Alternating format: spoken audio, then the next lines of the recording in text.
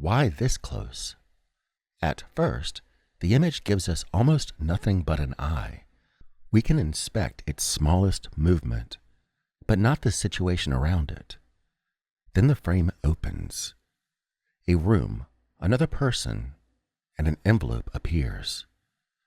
The close view did not simply enlarge the eye. It withheld the context that might explain it. Wide shot, medium shot, close-up, extreme close-up. These names sound precise. They do not mark exact borders. They describe regions along a continuum. As the frame tightens, less of the body and environment remain visible. A close-up usually makes the face or another subject dominant, while still preserving it as a recognizable whole. An extreme close-up goes further. It allows one feature, gesture, texture, or object to take over the image. Less context, more concentration. In a close-up, the face becomes the primary field of information.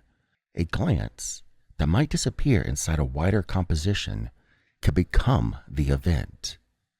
The same is true of a tightening brow, a delayed blink, or a mouth that almost forms a response. But visible behavior is not the same as emotional truth. A close-up gives us more access to the performance. More access is not certainty. The camera can make a reaction easier to study. It cannot guarantee that we understand it. This is the most useful distinction between a close-up and an extreme close-up.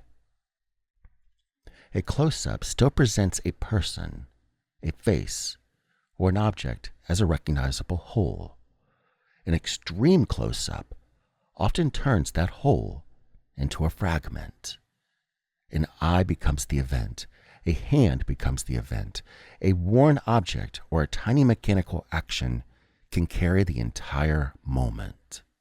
The subject is no longer simply close. The frame has divided the whole, selected one part, and promoted it. For now, that fragment is the scene. A wider frame can contain several meaningful targets at once. The person in the doorway, the envelope on the table, the room, and her reaction. As the frame contracts, those elements do not stop mattering to the story. They stop competing inside the current image. The selected face gains visual weight because fewer alternatives remain visible. That is why close-ups guide attention so effectively. But framing is only one tool. A wide shot can also guide the eye with light, with focus, with movement or blocking, with composition. The camera can control attention without always moving closer. Tighter framing gains emphasis by making a trade. Space disappears. Posture becomes harder to read. Relationships may move off-screen. The surrounding environment can vanish. In exchange, expression, texture, and detail become easier to inspect. That does not mean the missing information is erased. If an earlier shot established the room or another character, the viewer may continue to carry that information forward. The image has become tighter, but the scene still exists in memory. The current frame withholds. The sequence remembers. Closeness does not have one emotional meaning. At the same size, one close-up can feel like an invitation. The frame leaves breathing room. The eye line stays open. The viewer is allowed to approach.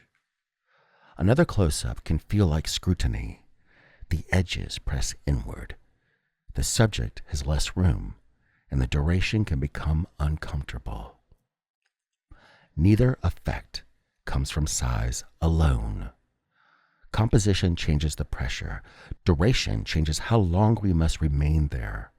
Point of view, lighting, and the surrounding shots change the meaning again. Same scale, different relationship. Close framing is not reserved for faces. A hand can reveal hesitation before contact. An object can carry memory or consequence. A small mechanism can show the exact action that changes what happens next. In each case, the frame assigns narrative weight. It selects one subject and asks us to study it. But the frame cannot create significance from nothing.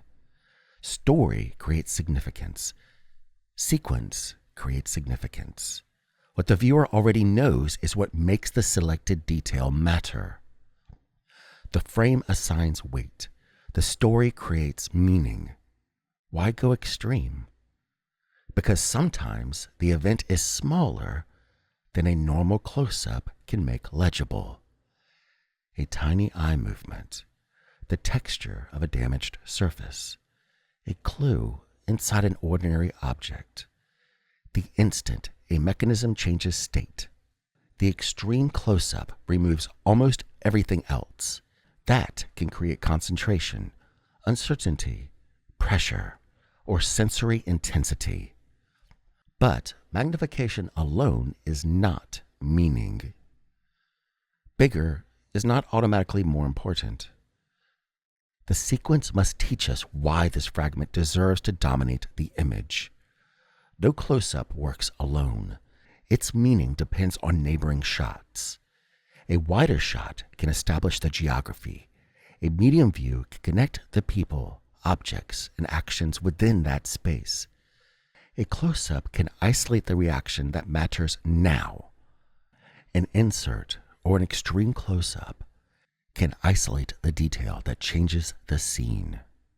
Then, a return to wider framing can release pressure, restore relationships, or reveal the result. Establish, connect, isolate, release.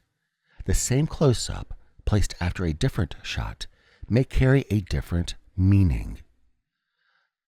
Shot size belongs to editing logic, not composition alone. Progressively tighter framing can raise pressure, but only when each shot adds information. The wide shot gives us geography. The medium shot clarifies body language. The close-up reveals a reaction we could not read before. The extreme close-up exposes the tiny change, clue, or action that completes the escalation. Simply enlarging the same information again and again is not escalation. It is repetition. The test is simple. Did the new frame reveal something new? The return to a wide frame matters because it restores contrast and lets us measure what changed. When every shot is close, closeness stops feeling exceptional. Geography disappears. Body language is reduced. The visual rhythm begins to flatten because each frame offers a similar amount of space and pressure. That may be a deliberate strategy when a scene should feel trapped or disoriented. But without a clear purpose, constant close-ups become monotonous. When everything is close, nothing feels close. One well-timed wide shot can restore the room, reorganize the relationships, and give the next close-up something to contrast against. Close-ups select. Extreme close-ups fragment.